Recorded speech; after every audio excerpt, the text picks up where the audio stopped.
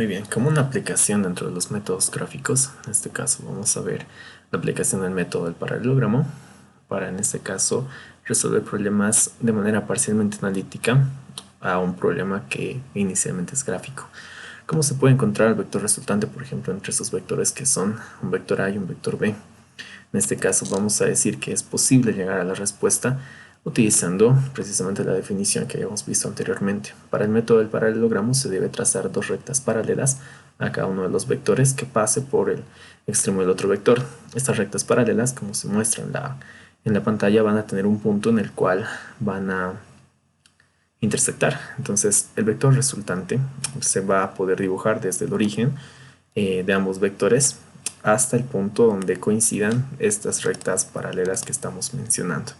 Entonces a este vector que acabamos de trazar le vamos a llamar pues precisamente eso, un vector resultante.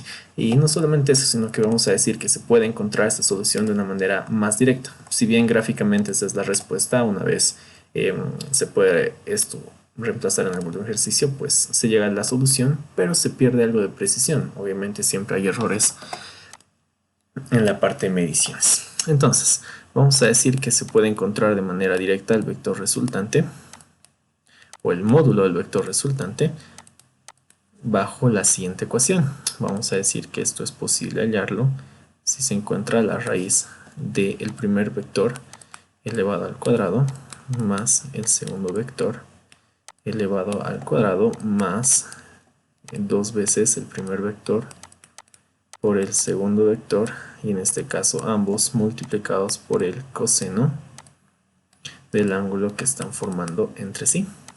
Básicamente así se puede encontrar de manera directa el módulo o lo que equivaldría a nuestro vector resultante. Bien, es importante mencionar en este caso que si bien la fórmula parece conocida, es precisamente porque es una aplicación de la ley de cosenos para la parte de trigonometría. Solo que, y es muy importante también tenerlo en consideración, en la ley de cosenos ese signo positivo, o sea, el 2 veces AB por el coseno del ángulo, se trabaja con un signo negativo. ¿Por qué razón? Porque se consideran los cuadrantes y es correcto decir que tanto en el segundo como en el tercer cuadrante el coseno es una función negativa. Entonces se toma en cuenta ese cambio de signo. En este caso no lo vamos a tomar en consideración y el signo positivo es correcto. ¿Por qué? Porque si estamos dentro del segundo o tercer cuadrante, el ángulo que vamos a trabajar en este caso o la resultante va a disminuirse. Entonces es correcto que solo automáticamente en la calculadora se va a convertir en un valor negativo de acuerdo al cuadrante que estemos trabajando. Esto va a quedar un poco más claro explicado cuando hagamos problemas. Vamos a ver, por ejemplo, un ejercicio que es parecido al de la gráfica, donde tenemos un vector A que vale 7 unidades y un vector que vale 10 unidades, y dice que forma entre sí un ángulo de 30 grados. Nos pide en este caso hallar el vector resultante. ¿Cómo lo encontramos? Pues básicamente es esto de acá. Pongamos que nuestro vector A vale 7, el vector B vale 10, y el ángulo θ en este caso sería un ángulo de 30 grados. Entonces básicamente lo único que tenemos que hacer es reemplazar en la ecuación que acabamos de aprender. Entonces podemos decir que el vector resultante en este caso va a ser igual a la raíz del primer vector, que sería 7 al cuadrado, más el segundo vector, que es 10 al cuadrado, y hay que sumar dos veces el primer vector por el segundo vector y ambos multiplicados por el coseno del ángulo que forman entre sí, que en este caso sería un ángulo de 30. Vamos a reemplazar directamente todos los valores y vamos a decir que esto sería 2 por 7 multiplicado por 10. Y si se fijan en la fórmula de arriba tenemos la multiplicación por el coseno del ángulo que forman entre sí, que sería un ángulo de 30 grados. Y todo esto tendría que entrar dentro de una raíz. Bien, si ya tenemos todo definido en este caso, pues vamos a ingresar todos los datos a la calculadora. Entonces aquí tenemos nuestra casa y vamos a meter datos. Podemos decir raíz del primer término elevado al cuadrado, más el segundo vector también elevado al cuadrado, más el doble el primer vector por el segundo vector por el coseno del ángulo que forman entre sí. Y ya tenemos toda nuestra raíz definida, y en este caso nos está dando un valor de 16,44. Entonces, ¿cuánto valdría la resultante exactamente? Pues 16,44, y en este caso las unidades son más generales, entonces vamos a mantener solamente la U de unidades. Con esto ya habríamos finalizado nuestro primer ejercicio y esa sería la respuesta correcta. Ahora, vamos a ver cómo va a comportarse el vector resultante en el caso de que tengamos un ángulo un poco más grande. Fíjense que en el segundo ejemplo, el ángulo que estamos trabajando es un ángulo de 160 grados. También pide en este caso hallar el vector resultante. Para poder entender un poco más claramente el tema del valor positivo o negativo en la fórmula que expliqué hace rato, pues vamos a más o menos representarnos gráficamente estos dos vectores. Entonces, si nos damos cuenta, más o menos tendríamos algo así. En este caso, un ángulo de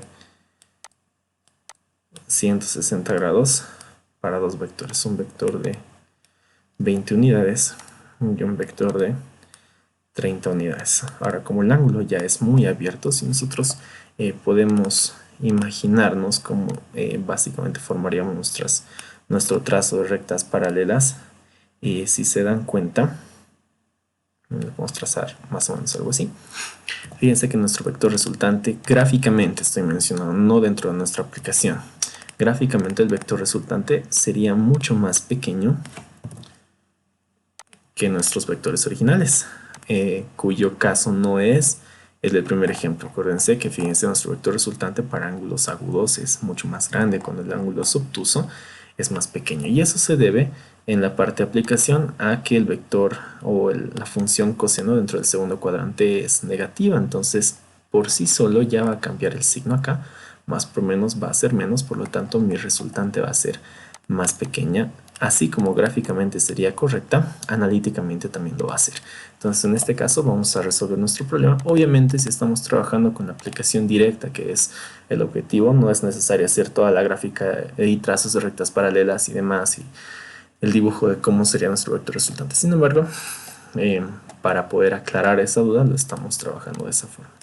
Bien, ¿cuál sería nuestro vector resultante en este caso? Sería igual al primer vector, que en este caso vale 20 elevado al cuadrado, más el segundo vector, que es 30 elevado al cuadrado, y en este caso más 2 veces el primer vector, eso sería 2 multiplicado por 20 por el segundo vector, que sería 30, y ambos están multiplicados por el coseno del ángulo que forman entre sí. Ahora, ¿por qué decía que la función de por sí sola ya va a ser un valor negativo? Es por lo siguiente, y enseguida voy a demostrar eso con la calculadora. Entonces, bien, si nosotros solamente ingresamos el valor del coseno de 160 grados, podemos observar que el resultado de esta función es un valor negativo. ¿Por qué? Insisto nuevamente con el tema, en el segundo cuadrante la función coseno es negativa, que es un tema de trigonometría, no de la materia, pero es importante también tenerlo en cuenta. Bien, ahora sí, reemplazando los datos, tendríamos 20 elevado al cuadrado más 30 elevado al cuadrado, más el doble del primer ángulo, o el primer valor, perdón, por el segundo, menos 10 es 20, multiplicado por el coseno del ángulo que forma entre sí, que es de 160 grados.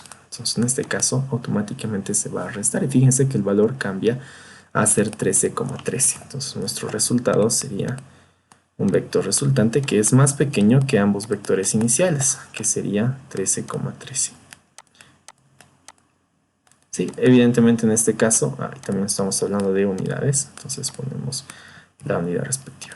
En este caso, obviamente, estos valores de 20 y 30 no están en escala, y el 160 tampoco la está, pero es una representación gráfica solamente para poder darnos cuenta del comportamiento que va a tener nuestro vector resultante, dependiendo del ángulo que nosotros le demos en cada caso.